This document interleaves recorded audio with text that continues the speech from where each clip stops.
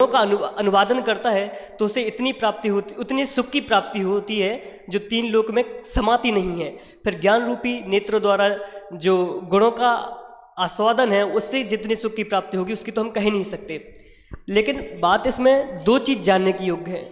पहली चीज़ आत्मा की दिव्य शक्ति, दूसरी चीज़ क्या ब्रह्मचर्य से जो इस प्रकार का सुख है या जो आत्मिक जो स्वाभाविक वेदन है उससे क्या इस प्रकार के सुख की प्राप्ति होती है, तो ये जानना आवश्यक है। आत्मा की दिव्य शक्ति की बात करते हुए उन्होंने बात कही कि आत्मा की दिव्य शक्ति इस प्रकार की है जिसमें स्वरूप की स्थिरता करने पर इस प्रकार के पद प्राप्त नहीं होते, है ना।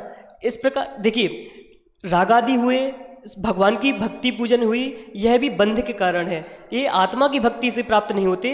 ये पंच महाव्रतादि के जो राग हैं उससे इस प्रकार के पद प्राप्त होते हैं। दूसरा, धर्मी जीव को जो इस प्रकार के शुभ राग हुआ और उसका जो फल मिला उसमें उसको आदर नहीं होता, उसमें उसको हर्ष नहीं होता और वह यह नहीं सोचता है कि मैं भगवान की पूजा कर रहा हूँ तो मुझे ऐसा लाभ होवे, इस प्रकार की उसकी कोई वांछा नहीं रहती है। राग रहित होकर जो जीव भगवान के गुणानुवाद करता है वह ऐसे अपरिमित, जिसको कहा कि तीन लोक में समाता नहीं है, ऐसे सुख को प्राप्त करता है। इसी प्रकार से एक गाथा आती है कि जो द्रव्य गुण पर्याय से जानते अरहंत को, वे जानते निजात्मा, द्रगमोह उनका नाश हो।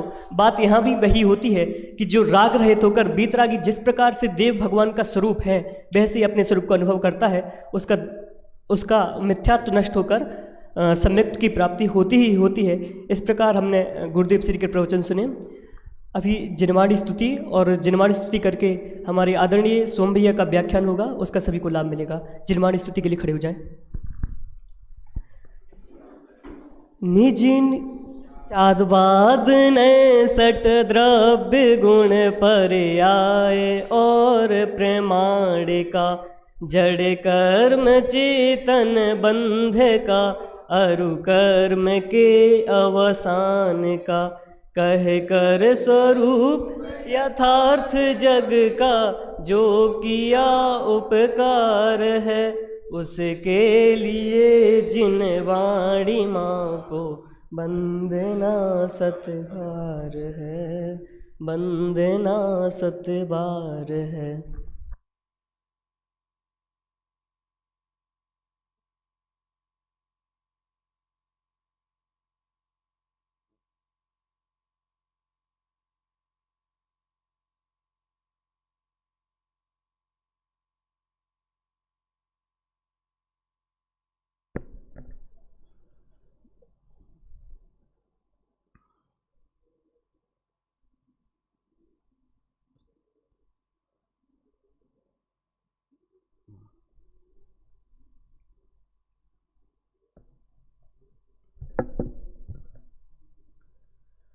णमो अरिहन्ताडं णमो सिद्धाडं णमो आयरीयाडं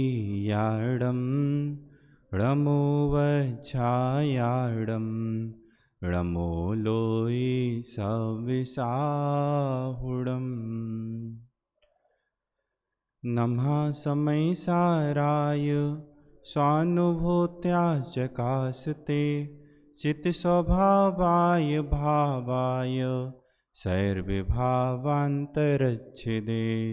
वन्दे तु सब सिद्धे धोवमचलमणोभमं गदिं पत्ते वोच्छामि समय पाहुड मृणमो सुध केवली वडिदम्।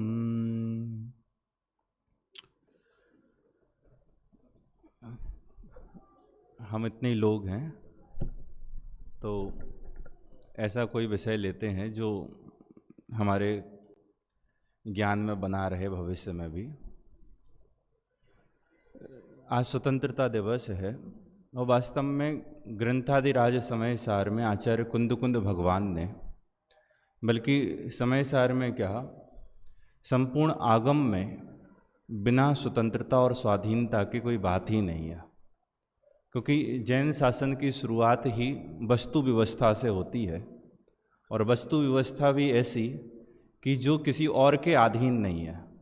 महामंत्र टोडरमल जी साहब ने लिखा है अनादि निधन वस्तुएं भिन्न भिन्न अपनी मर्यादा सहित परिणमित होती हैं। कोई किसी के अधीन नहीं, कोई किसी के परिणमित कराने से परिणमित नहीं होती। क्रमबद्ध पर्याय का सिद्धांत हो, कर्तावाद का सिद्धांत हो, निमित्त उपादान का सिद्धांत हो, निश्चय व्यवहार की व्यवस्था हो, सारे के सारे सिद्धांत उस वस्तु व्यवस्था को स्वाधीन और स्वतंत्र ही सिद्ध करते हैं।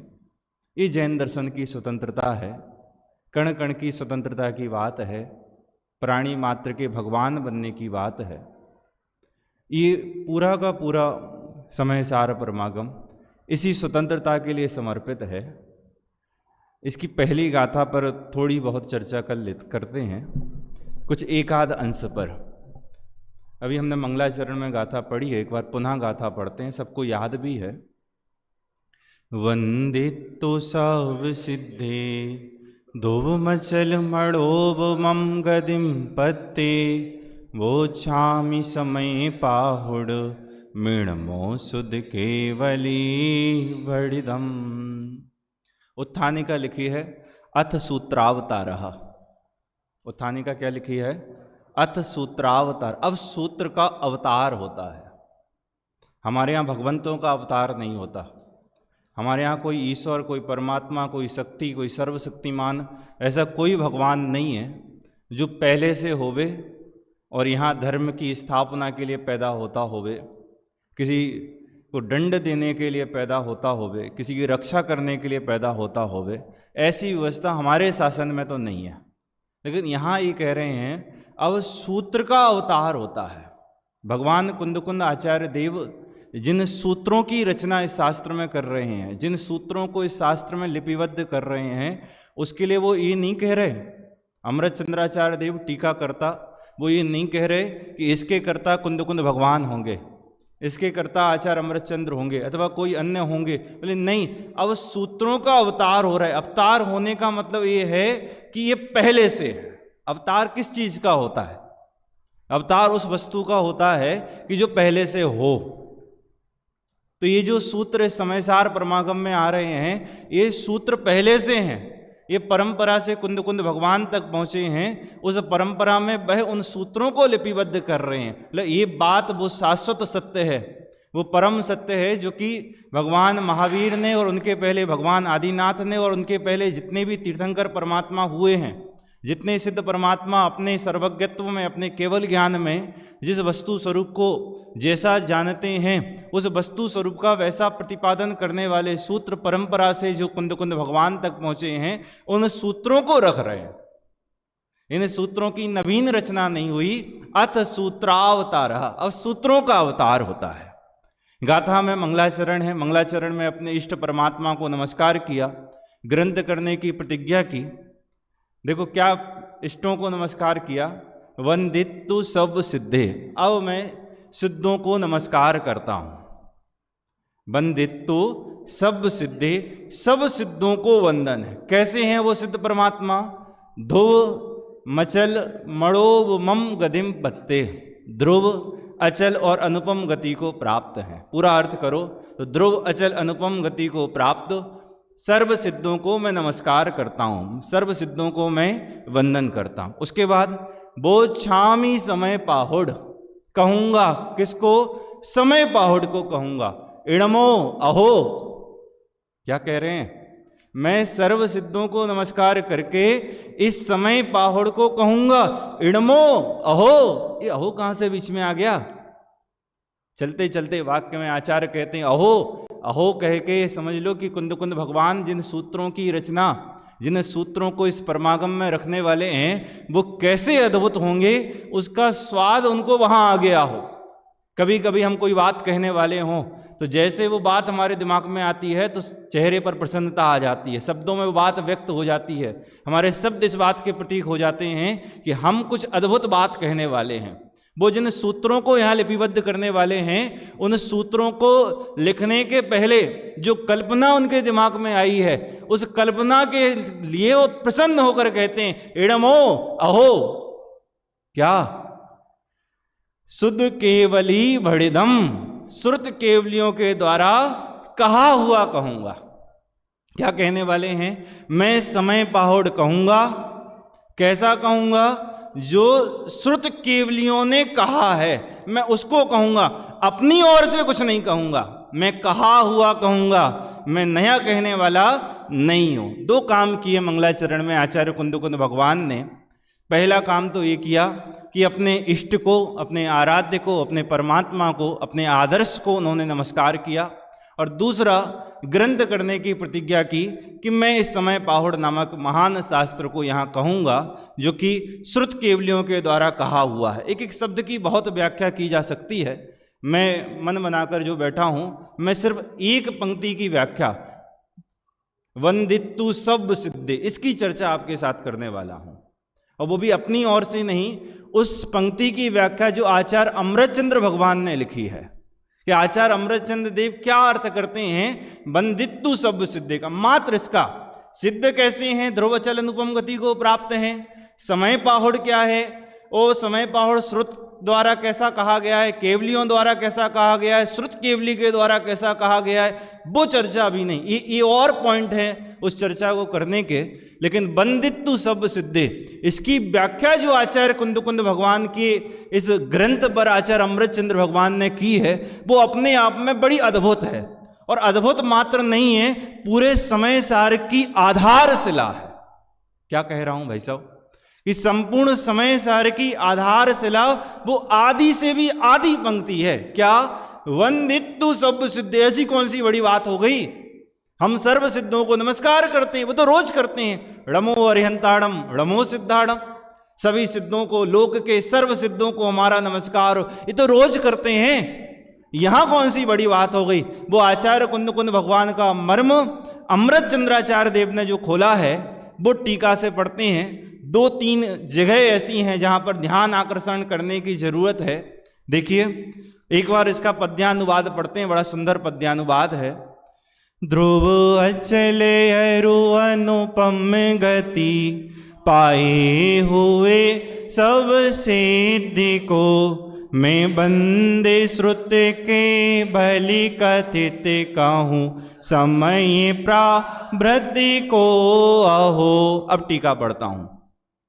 यहां अथ शब्द मंगल के अर्थ को सूचित करता है। ग्रंथ के प्रारंभ में सर्व सिद्धों को भाव द्रव्य स्तुति से अपने आत्मा में तथा पर के आत्मा में स्थापित करके इस समय नामक प्रावृत्त का भाव वचन और द्रव्य वचन से परिभाषण प्रारंभ करते हैं। इस प्रकार श्री कुंद कुंदाचार्य देव कहते हैं। अथ शब्द मंगल का सूचक है।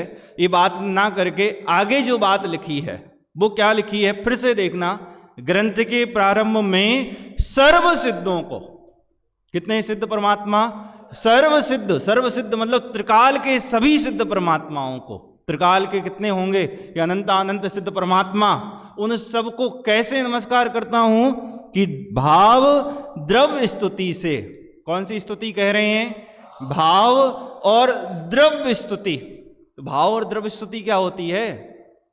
भाव स्तुति मतलब वो सिद्ध परमात्मा जैसे हैं उन सिद्ध परमात्मा के गुणों का चिंतन करना। दूसरी बात, जैसे सिद्ध परमात्मा हैं उनके समान अपने गुणों का चिंतन करना। ये दो प्रकार से भाव स्तुति है। क्या? एक तो सिद्ध परमात्मा के गुणों का चिंतन करना, दूसरा जैसे वो सिद्ध परमात्मा हैं वैसे उनके समान अपने गुणों का चिंतन करना। इसका नाम है भाव स्तुति। और बल्कि ये जो बात लिखी ना भाव और द्रव्य स्तुति से, इसके लिए तो समय सार की 26वीं गाथा से लेकर 33 नंबर की गाथाएं, कौन सी? 26 नंबर की गाथा से लेकर 33 नंबर की गाथाएं भाव और द्रव्य स्तुति को सिखाती हैं, उस स्तुति करना सिखाती हैं। 31 नंबर की गाथा में जितेंद्रिय जिन की स्तुति की है, 32 नंबर की गाथा में जितमोही जिन की स्तुति की है, और 33 नंबर की गाथा में क्षीण मोही जिन की स्तुति की है। वहां जितेंद्रिय जिन की स्तुति करते हुए कहते हैं कि जिन्होंने इंद्रियों को जीत लिया वो जितेंद्रिय जिन स्तुति है, जिन्होंने मोह को जीत लिया वो जितमोही की स्तुति है, और जिसने मोह का क्षय कर दिया वो क्षीण मोही की स्तुति है। क्या लिख रहे हैं शब्द? भाव और द्रव्य से स्तुति करके कि भगवान आप कैसे हैं, ऐसे गुणों का चिंतन करना कि अनंत सिद्ध परमात्मा अपने अनंत आनंद को भोगने वाले, सिद्ध शिला पर अनंत काल तक रहने वाले, रहिए अनंत काल यथा तथा शिव परिणय, जो अनंत गुण आत्मा में मौजूद पड़े हैं, उन अनंत गुणों की व्यक्ति सिद्ध परमात्मा के हुई है, उन गुणों का चिंतन करना, उसका नाम है भाव स्तुति। उसका नाम क्या है? और इतना मात्र नहीं, उनके गुणों के समान अपने गुणों का चिंतन करना, यह है भाव स्तुति। कि भगवंत जैसे आप हैं और ऐसा ही तो मैं हूं, ऐसा ही प्रभु मैं, इसका नाम है भाव स्तुति। और दूसरा लिखा है द्रव्य स्तुति। दूसरा क्या लिखा है? द्रव्य स्तुति। द्रव्य स्तुति इसका नाम है कि जैसे भगवंतों के गुण हैं, उन गुणों का अपने वचन द्वार से वखान करना। बीतराग सर्वघृतंकर भविजन की अव पूर्वा सकल गे ज्ञायक तदपि मोक्ष मार्ग से नेतारम वेतारम कर्म भूवृताम एस सुरासुर मणु सिंध बंदिदम नमा श्री वर्धमानाय। ये जो भी हम वचन द्वार के बोलते हैं उसका नाम है द्रव्य स्तुति। और क्या, हम भगवंतों को नमस्कार करते हैं, उनकी वंदना करते हैं, इसका नाम है द्रव्य स्तुति। और क्या, अष्ट द्रव्य से पूजन करते हैं, उसका नाम है द्रव्य स्तुति। मतलब अपने परिणामों के अनुसार जो बाहर में शरीर और वाणी के द्वारा जो क्रियाएं होती हैं, उसका नाम क्या है? द्रव्य स्तुति। सिद्ध परमात्मा को वंदन करने का कहा तो कैसे? भाव और द्रव्य स्तुति से अपनी आत्मा में तथा पर के आत्मा में स्थापित करके। आगे क्या लिख रहे हैं? भाव द्रव्य स्तुति से किसके आत्मा में? अपने तथा पर के आत्मा। भाई साहब, समय सार की पहली गाथा भी अपने आप में बड़ी अद्भुत है। क्या लिख रहे हैं? अपने तथा पर के आत्मा में। आज सुबह का व्याख्यान मनीष जी भाई साहब का, जैन शासन की विशेषता जो जातिवाद को दूर कर दे। ये क्या कह रहे हैं? यहां तो ये कह रहे हैं कि प्राणी मात्र अपने तथा पर के आत्मा में किसकी स्थापना? कि सिद्ध परमात्मा की स्थापना, कि सब जीव अपने आप को सिद्ध देखें। सिद्ध से कम देखने की बात नहीं कर रहे। क्या हम सिद्ध, तुम सिद्ध, समयसार लिखने वाले सिद्ध, समयसार पढ़ने वाले सिद्ध, अरे समयसार के प्रवचन व्याख्यान करने वाले सिद्ध, और समयसार के व्याख्यान सुनने वाले भी कौन? सिद्ध। अपने तथा पर के आत्मा में सिद्धत्व की स्थापना करके। अरे ये जो पंक्ति मात्र नहीं है, ये पंक्ति समयसार को पढ़ने की पात्रता भी है। क्या कहा? ये जो लिखा ना, द्रव्य भाव स्तुति से सर्व सिद्धों को नमस्कार करके अपने तथा पर के आत्मा में उन सिद्धों को स्थापित कर रहे हैं। सिद्धों को स्थापित कर रहे हैं का मतलब क्या है? कि जैसे ठौना में सिद्धत्व की स्थापना कर, वो ठौना में देव की, शास्त्र की, गुरु की स्थापना कर दी, इसका नाम ऐसे ही वो सिद्ध परमात्मा तुम्हारे अंदर विराजमान कर दिए, इसका नाम स्थापना? अरे ऐसी स्थापना नहीं। जैसे सिद्ध परमात्मा हैं वास्तव में, वैसा ही यहाँ शुद्धात्मा है। क्या कहा? जैसे सिद्ध परमात्मा पर्याय में व्यक्त हुए हैं, वैसा सिद्ध स्वरूपी आत्मा अभी वर्तमान में शुद्धात्मा के अव्यक्त रूप से है। जैसे शक्कर की मिठास व्यक्त हो गई पानी में अथवा चाय में या दूध में, लेकिन भाई शक्कर की मिठास जहां शक्कर की व्यक्ति नहीं है उस समय भी है क्या? नहीं है।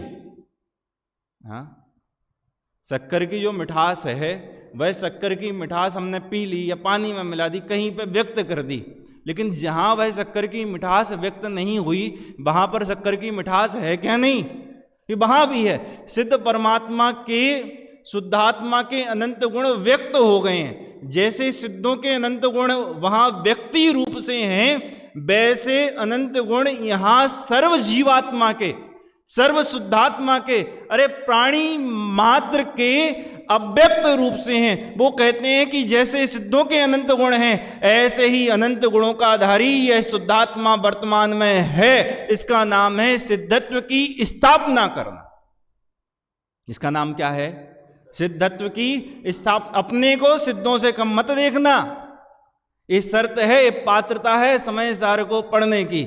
जो अपने आप को सिद्धत्व देखना मतलब क्या? अपने आप को पर्याय नहीं देखना। सिद्धत्व की स्थापना का मतलब क्या है?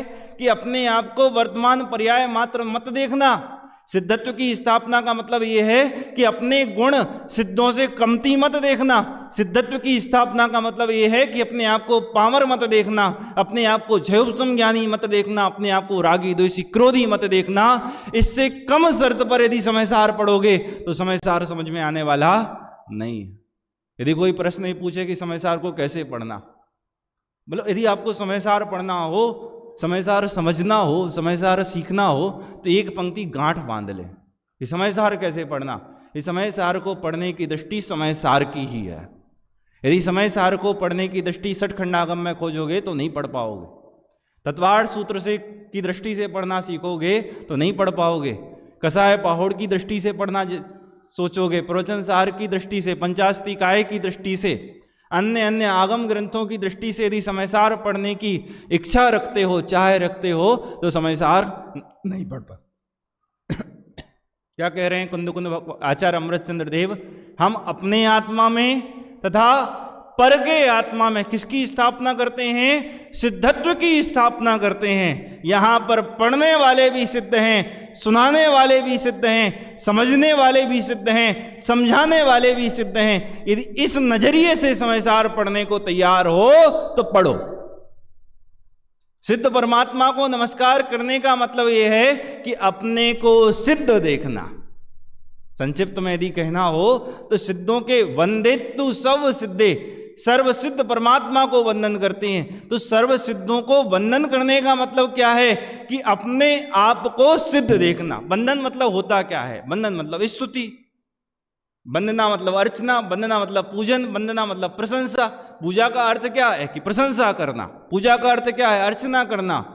अरे लौकिक में भी हम जिसकी प्रशंसा करते हैं, जो हमारा पूज्य होता है, लौकिक की बात कर रहा हूं, क्या लौकिक में भी जो हमारा पूज्य होता है, आदर्श होता है, हम जिस जैसा बनना चाहते हैं, भले हम उसको अर्घ समर्पित नहीं करते, भले हम उसके पैर नहीं दबाते, भले हम उसके चरण नहीं धोते, कुछ भी समझ लो, लेकिन हम उस जैसा बनना चाहते हैं तो उसकी प्रशंसा करते हैं। तो मात्र प्रशंसा करते हैं कि आगे बढ़ के भी कुछ और करते हैं।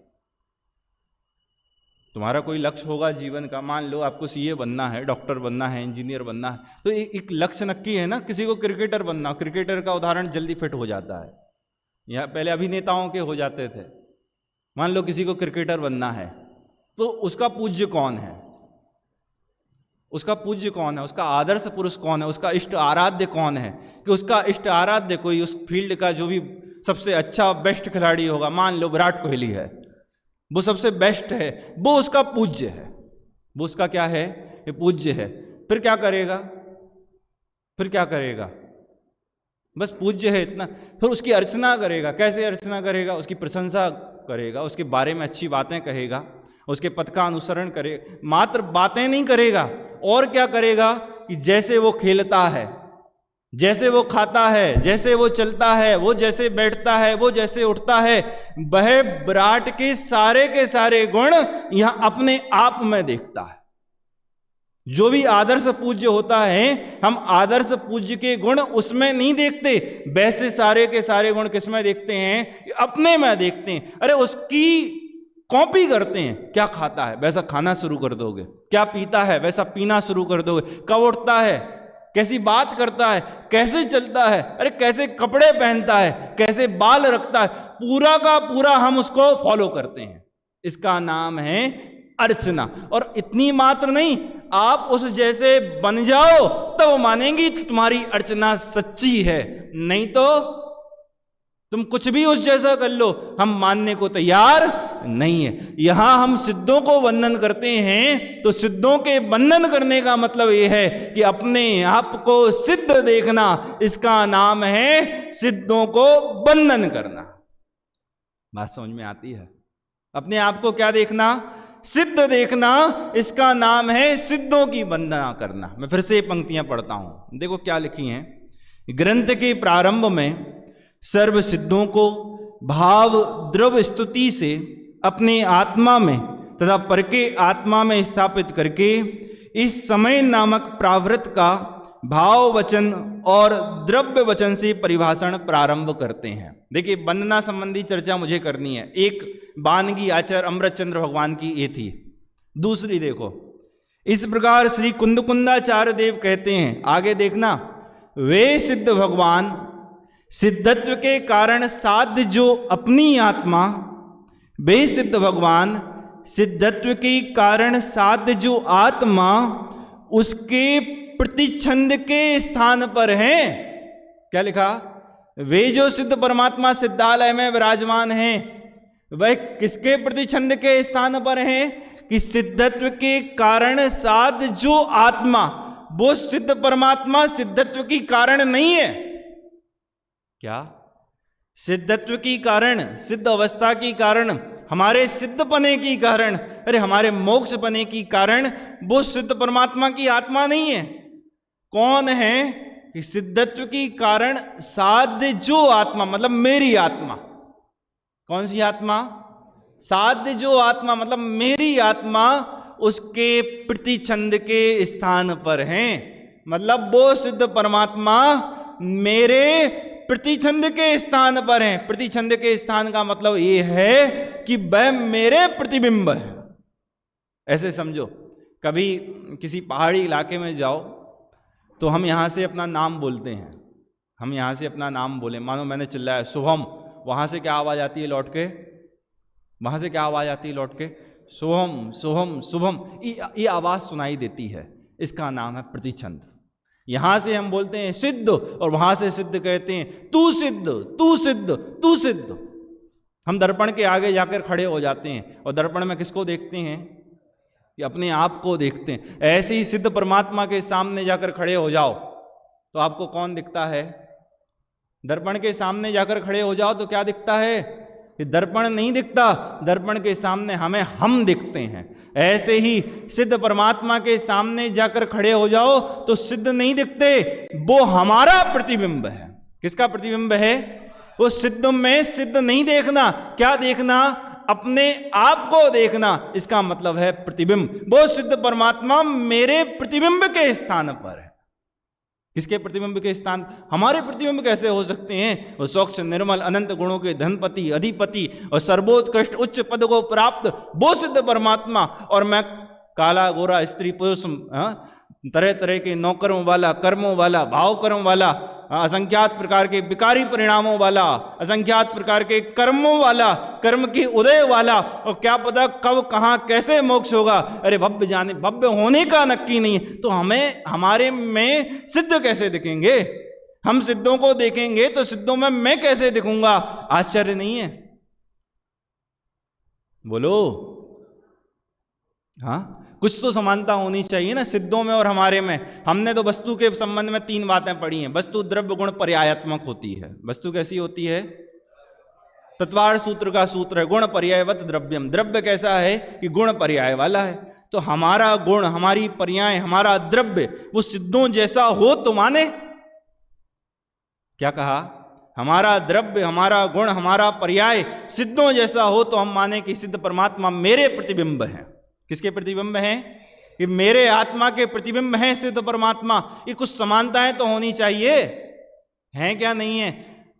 हमारा द्रव्य समान है, हमारे गुण समान हैं, हमारी पर्याय समान हैं। इसका समाधान भी कुंद कुंद भगवान ने किया है। कहाँ किया है? जल्दी बोलो। एक दिन गाथा लिखवाई थी ना यहां पर, कहा था याद कर लेना। बोलो कौन सी थी? 80 नंबर की गाथा। बोलोगे मिलके? जो जान दियर हंतम दौवत्ति गुणत्ति पज्जयत्ते हिम तस्य लयम। जो जानता अरिहंत को द्रव्य गुण पर्याय से। क्या मतलब है इसका? कि जो अरिहंत को द्रव्यपने, गुणपने और पर्यायपने जानता है उसके निश्चित मोह का क्षय होता है। ये सामान्य अर्थ है 80 नंबर की गाथा का। क्या? वहां उत्थानिका जो लिखी है उसका भाव समझना, संक्षिप्त में समझना। वो ये कह रहे हैं कि हम तुम्हें मोह क्षय का उपाय बताते हैं। किसका उपाय बताते हैं? और केवल उपाय नहीं बताते, शर्तिया उपाय बताते हैं। शर्तिया उपाय का मतलब ये है कि पक्की गारंटी है, यदि इस उपाय का आपने अनुसरण किया तो आपके नियम से मोह का अभाव, संसार का अभाव हो जाएगा। जैसे समझ लो आपको कोई बुखार आया, डॉक्टर ने कहा भाई ये दवाई खा लेना, मेरी गारंटी है तू सही हो जाएगा। और नहीं हुआ, प्रश्न भी मत कर, विश्वास है ना हो जाएगा? बोले हाँ हो जाएगा। बोले 80 नंबर की गाथा में ये कहा कि मोह क्षय का रामबाण उपाय ये है कि तुम भगवान को जानो। किसको जानो और कैसे जाने? कि द्रव्य से जाने, गुण से जाने, पर्याय से जाने। अब द्रव्य गुण पर्याय से जानने का मतलब क्या है? कि भगवंतों का द्रव्य क्या है, भगवंतों के गुण क्या हैं और भगवंतों की पर्याय क्या है। भगवंतों का द्रव्य अनंत गुणों का एक पिंड है, यही है ना उनका द्रव्य। भगवंतों के गुण कैसे हैं? एक एक गुण ऐसे अनंत गुण उनके हैं। पर्याय कैसी हैं? कि उन गुणों का परिणमन उन पर्यायों में हो रहा है। यही है ना द्रव्य गुण पर्याय की सामान्य व्यवस्था। अनंत गुणों का पिंड वो द्रव्य, अनंत गुण वो शक्ति, वो स्वभाव, वो धर्म, वो गुण और उनका परिणमन, उसका नाम पर्याय। बोले जो भगवंतों के द्रव्य को जानते हैं, गुणों को जानते हैं और पर्यायों को जानते हैं, उनके मोह का अभाव हो जाता। थोड़ा अच्छे से समझाओ। जो भगवंतों के द्रव्य के जैसा अपने द्रव्य को जानते हैं, जो भगवंतों के गुणों के समान अपने गुणों को जानते हैं, जो भगवंतों की पर्याय जैसी अपनी पर्यायों को देखते हैं, उनके नियम से मोह का अभाव होता है। जो अरिहंत के द्रव्य के समान अपने द्रव्य को जानते, ठीक है अरिहंतों का द्रव्य और हमारा द्रव्य समान है क्या नहीं है? है क्या नहीं है? द्रव्य कहते कैसे? अनंत गुणों का पिंड, उसका नाम द्रव्य। तो अरिहंतों का द्रव्य, सिद्धों का द्रव्य भी क्या है? अनंत गुणों का पिंड है। तो हमारा और उनका द्रव्य समान है। गुण गुण गुण तो उनके भी अनंत गुण हैं और मेरे भी अनंत गुण हैं, तो उनके गुण और मेरे गुण भी समान है। पर्याय वो केवल ज्ञान, वो अनंत दर्शन, अनंत सुख, अनंत वीर, अनंत गुणों की शुद्धता, वो सिद्धत्व, वो उनकी पर्याय है और मेरी पर्याय मोही, रागी, द्वेषी, क्रोधी, मानी, लोभी, अल्पज्ञ, छदमस्त, अल्पज्ञानी, मति श्रुत ज्ञान वाला, पराधीन जानने वाला, पर के अवलंबन पूर्वक ज्ञान का व्यापार मेरा होता है। असमान जातीय द्रव्य पर्याय का वर्तमान में पिंड, अपने आप को मनुष्य रूप, देह रूप मानने वाला मैं, जीव अजीव तत्व संबंधी भूल करने वाला बहिरात्मा, मिथ्या दृष्टि, कहाँ हमारी पर्याय समान है? ये बात कैसे माने? उन्होंने ये कहा है कि द्रव्य पने, गुण पने, पर्याय पने, जो अपने को जानता है, ये बात उनकी ओर से नहीं है, ये और बात अपनी ओर से है, जिसकी मोह का अभाव करना है। तो मोही के पर्याय अरिहंतों के समान कैसे हैं? पर्याय पर्यायों का अंतर समझ में आता है ना कि नहीं आता है? लिखा है पूज्यत्व का कारण मोक्ष मार्ग प्रकाशक। जब ये पूछा कि भगवंत पूज्य क्यों है, थोड़ा सा ख्याल हो यदि, किस क्लास में अभी कुछ दिन पहले ही चला था, एस बन वालों में कोई है? हाँ, तो पूज्यत्व का कारण वहां ये पूछा कि हम पंच परमेष्ठी परमात्माओं की पूजा, पंच परमेष्ठी हमारे स्तुति योग्य आराध्य हैं, अब वो क्यों है ये बताओ क्यों है? तो इनके पूज्यत्व का कारण वहां लिखा कि जीवत्व की अपेक्षा तो सभी जीव समान है। जीवत्व की अपेक्षा तो सभी जीव कैसे हैं? समान है, कोई अंतर नहीं है। लेकिन यह जीव पूज्य होता है तो रागादि भावों की हीनता और ज्ञान की विशेषता से यह जीव पूज्य होता है, और जीव निंदा योग्य होता है तो रागादि की अधिकता और ज्ञान की हीनता से जीव निंदनीय होता है। तो पूज्यत्व का कारण भी क्या दिया कि उनके जो भीतराग विशेष ज्ञान प्रकट हुआ है उसके कारण वो पूज्य हैं। उनकी पर्याय में भीतराग विशेष ज्ञान रूप परिणमन हो रहा है, इसलिए वो पूज्य हैं। और हमारी पर्याय कहाँ एक जैसी हैं? अरे सामान्य पने से विचार करो, वो सर्वज्ञ परमात्मा करते क्या हैं कि जानते हैं, लोकालोक को जानते हैं। लोकालोक की बात मत करो, क्या करते हैं कि जानते हैं। किसको जानते हैं? स्वपर पदार्थों को जानते हैं। सिद्ध परमात्मा भी क्या करते हैं कि जानते हैं। क्या जानते हैं? कि स्वपर पदार्थों को जानते हैं, स्वपर प्रकाशक स्वभाव है। और हम और आप क्या करते हैं कि हम और आप भी जानते ही तो है ना, बोलो, हम और आप भी जानते ही तो है ना। उनके पर्यायों का परिणमन भी जानन रूप से हो रहा है और मेरे पर्यायों का परिणमन भी जानन रूप से हो रहा है। जो ऐसा जानते हैं वह अरिहंत के समान अपने द्रव्य को, अपने गुणों को और अपनी पर्यायों को जानते हैं। उनके नियम से मोह का अभाव होता है। बात समझ में आई क्या नहीं? क्या लिख रहे हैं? वे सिद्ध भगवान सिद्धत्व की कारण साध जो आत्मा उसके प्रति छंद के स्थान पर हैं। हम सिद्ध देखते हैं, हमें सिद्ध नहीं दिखते। हमें कौन दिखता है? मैं दिखता हूं। इसका नाम है वंदितु सब सिद्ध है। वो जो पंक्तियां लिखी हैं, ऐसा ही प्रभु मैं भी हूं, यह प्रतिबिंब सुमेरा है, भली भांति मैंने पहचाना, ऐसा रूप सुमेरा है। ये उस पंक्ति का मतलब वो पंक्तियां इसका भावानुवाद है। जो निगोद में सो ही मुझ में, सो ही मोक्ष मझार। ये इन पंक्तियों का भावानुवाद है। देखो क्या कह रहे हैं वे सिद्ध भगवान, सिद्धत्व के कारण साध जो आत्मा उसके प्रति छंद के स्थान पर हैं। आगे देखना क्या लिखा है, जिनके स्वरूप का संसारी भव्य जीव चिंतन करके उनके समान अपने स्वरूप को ध्याकर उन्हीं के समान हो जाते हैं। क्या होते हैं? उनके समान अपने स्वरूप, उनके स्वरूप को ध्याकर नहीं। क्या कहा? उनके स्वरूप को ध्याकर नहीं, उनके समान अपने स्वरूप को ध्याकर। हमारे यहाँ ऐसी कोई व्यवस्था नहीं है कि हमारे परमात्मा किसी को भगवान बना देते हो। अरे यही तो जैन शासन की अत्यंत स्वाधीनता है, यही तो जैन शासन की स्वतंत्रता है कि अपना संसार करने के लिए भी स्वतंत्र हो और अपना मोक्ष करने के लिए भी स्वतंत्र हो। अरे दुखी होने के लिए भी स्वतंत्र हो और सुखी होने के लिए भी स्वतंत्र हो, संसार में रहने के लिए स्वतंत्र हो और मोक्ष जाने के लिए भी स्वतंत्र हो। कोई ऐसा इष्ट आराध्य परमात्मा हमारे यहाँ नहीं है जो तुमको सुखी कर दे। ऐसा कोई परमात्मा भगवान नहीं है इस दुनिया में कि जो तुमको भगवान बना दे। हमारा तो नहीं है। तोड़ेमल जी साहब से ये बात पूछी आगे के टॉपिक में, अभी पूज्यत्व का कारण बताया, प्रयोजन की सिद्धि में बात पूछी कि हम भगवंतों की पूजन स्तुति करेंगे। पहले तो उनसे हमारे वीतराग विज्ञान में प्रयोजन की सिद्धि होती है बात कह दी। उसके बाद ये पूछा कि क्या किसी लौकिक कार्य की सिद्धि भी होती है? किसके?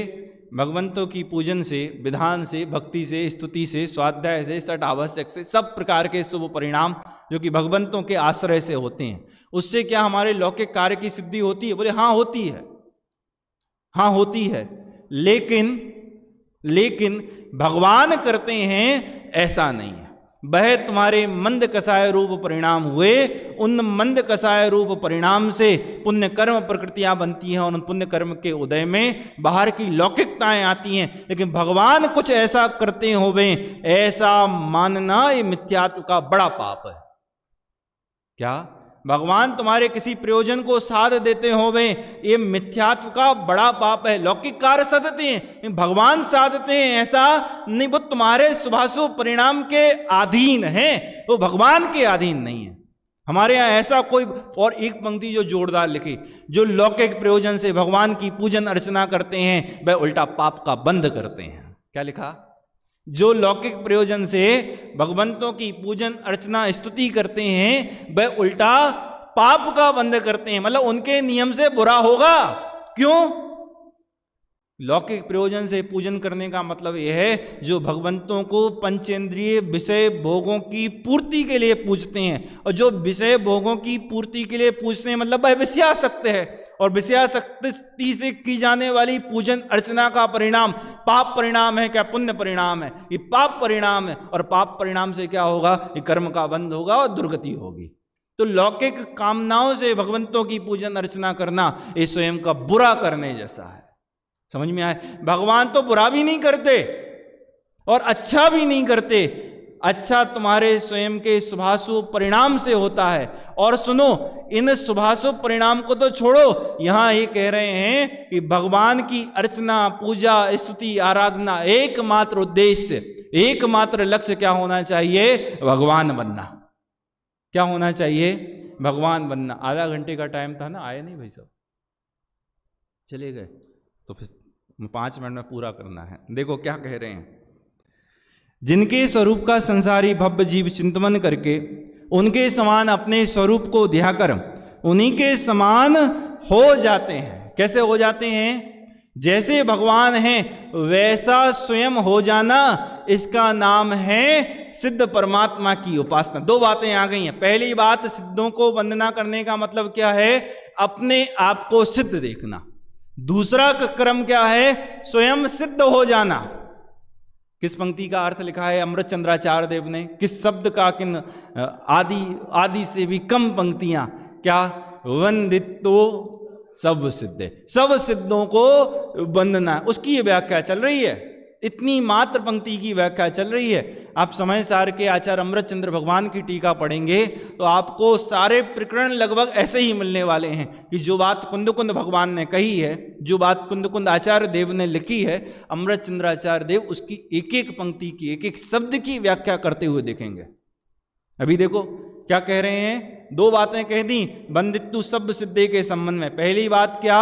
अपने आप को सिद्धों से कम मत देखना, अपने आप को सिद्धों से कमती मत देखना। यदि आज के प्रसंग में विचार करना हो तो देखो, जातिवाद जैसी क्षुद्र भावनाएं तो दूर, यहां तो तुमको भगवान जैसा देखने की बात कहते हैं। कैसा बात कहते हैं? भगवान जैसा देखने की बात कहते हैं। और भगवान जैसा देखने की बात मात्र नहीं, ये भगवान बनने की बात कहते हैं। ये भगवान को बंधन का मतलब ये है कि स्वयं भगवान हो जाना। भगवान की वंदना का मतलब क्या है? स्वयं भगवान हो जाना। ऐसी बड़ी बड़ी बातें, भगवान हो जाना। हमें तो ये बताओ स्वर्ग कैसे चले जाएं? समव शरण में भगवान का उपदेश कैसे सुने, मंदिर कैसे आए, स्वाध्याय कैसे सुने? अभी यही बातें समझ में नहीं आती और कहते हो भगवान बन जाए। स्वाध्याय तो सुन ही रहे हो ना, पूजन अर्चना दर्शन तो करते ही हो ना। समव शरण तो कितने ही बार गए हो, अब चले जाओगे तो नया क्या हो जाएगा? समव शरण में जो बात कही है वही तो ये लिखी है, पूजन अर्चना में जो बात सिखानी है वही तो ये है, स्वाध्याय में जो बात कहनी है वो यही है। अरे मंदिर में लाकर बताना तो यही है कि तुम सुखी हो जाओ। और सुखी होने का एकमात्र उपाय क्या है? रत्नात्रय रूप मोक्ष मार्ग।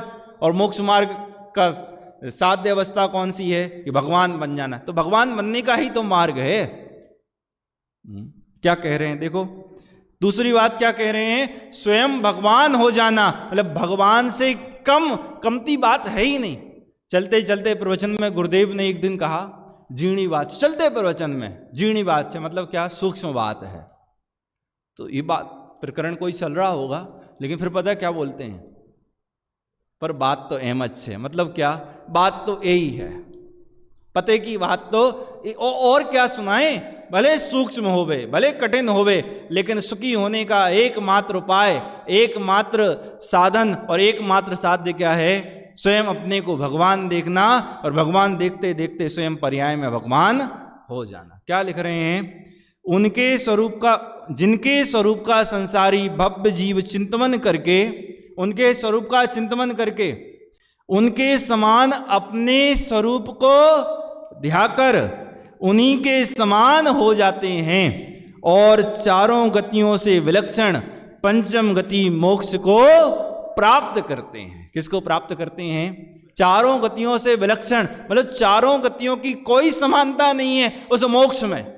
कभी कभी जोश में होश खो देते हैं, कहते हैं स्वर्ग से ज्यादा सुख मोक्ष में। यदि मोक्ष जाना हो तो तैयार हो जाओ। किसके लिए?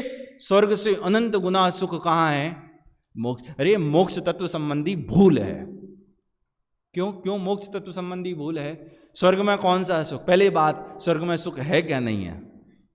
जब स्वर्ग में सुख नहीं है तो मोक्ष में सुख और भी नहीं होगा, इसका मतलब तो यही हुआ ना। दूसरी बात, स्वर्ग का सुख इंद्रिय जनित सुख है, मोक्ष में इंद्रिय सुख नहीं अतीन्द्रिय सुख है। स्वर्ग का कारण शुभ परिणाम है और मोक्ष का कारण शुद्ध परिणाम। दोनों के कारण अलग हैं, दोनों के मार्ग अलग हैं, दोनों का फल अलग है, तो फिर कैसे एक हो जाएंगे? क्या लिखा? चारों गतियों से विलक्षण, मतलब यदि आप मोक्ष की तुलना, मोक्ष की उपमा, मोक्ष को किसी समान बताना चाहोगे तो संसार में ऐसी कोई वस्तु नहीं है जिसकी तुलना, जिसकी समानता मोक्ष से आप कर सको। कोई वस्तु ऐसी नहीं है। स्वर्ग से अनंत गुना सुख नहीं। जब स्वर्ग की बात नहीं तो फिर नीचे की गतियों की क्या नाम लेना? हाँ, उन्होंने भी लिखा ना, करें क्या स्वर्ग सुखों की बात, वहां की कैसी अद्भुत टेव। मतलब स्वर्ग की बात करी, नरक की क्यों नहीं करी? मनुष्य के बारे में कुछ नहीं लिखा, त्रियंश के बारे में कुछ नहीं लिखा। जब स्वर्ग में सुख नहीं है तो नीचे की 3 गतियों की क्या बात बताएं? करें क्या स्वर्ग सुखों की बात, वहां की कैसी अद्भुत टेव, अंत में बिलखे 6 मास, कहें कैसे उनको देव। हो गई ना बात खत्म। संक्षिप्त में लिख दिया, दशा चारों गति की दयनीय, दया का किंतु ना यहाँ विधान। तो स्वर्ग ये चारों गतियों से विलक्षण, मतलब चारों गतियों से बिल्कुल विपरीत लक्षण वाली पंचम गति मोक्ष को प्राप्त करते हैं। कौन प्राप्त करता है? जो सिद्धों को बंधन करता है। कौन करता है? जो सिद्धों को बंधन करता है वो स्वयं सिद्ध बन जाता है। ये है जैन शासन की अद्भुत जीवटता। हमारे यहाँ भगवान बनने का मार्ग बताते हैं, हमारे यहाँ भगवान दास बनने का मार्ग नहीं बताते। पूरी दुनिया में, पूरे विश्व में ऐसा कोई दर्शन नहीं जो पामर को परमात्मा बनाता हो। एकमात्र जैन दर्शन ऐसा है जो पामर के परमात्मा बनने की बात कहता है। इस तरह पहली गाथा के आधार पर जो एक बात कुंद भगवान ने मंगलाचरण में अपने इष्ट आराध्य सिद्ध परमात्माओं को नमस्कार करके कही थी कि मैं सब सिद्धों को वंदन करता हूँ, और वंदन के संदर्भ में ये कहा कि हम सिद्धों को अपने समान देखते हैं, तो मैं अपने आप को सिद्ध समान देखता हूँ और स्वयं सिद्ध हो जाऊँ, इसका नाम है सिद्धों को वंदन करना। अभी समय हो गया और चूंकि संजय जी भाई साहब का व्याख्यान था वो चले गए हैं, तो अभी स्वाध्याय अभी यहीं पर समाप्त होता है, पूर्ण होता है। चलिए जिनवाणी स्तुति करेंगे।